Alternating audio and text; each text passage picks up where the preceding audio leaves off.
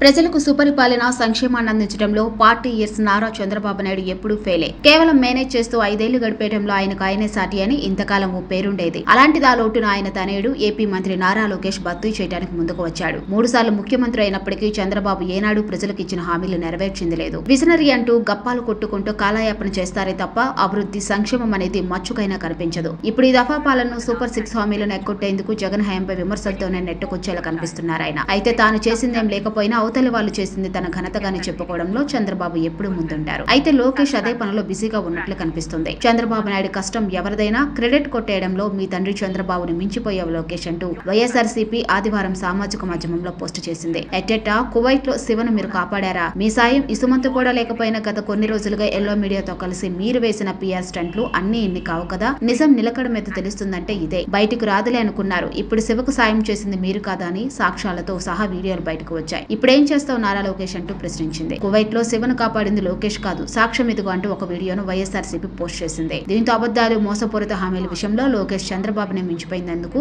ఎక్కువ టైం పట్టకపోవచ్చని కామెంట్లు వినిపిస్తున్నాయి.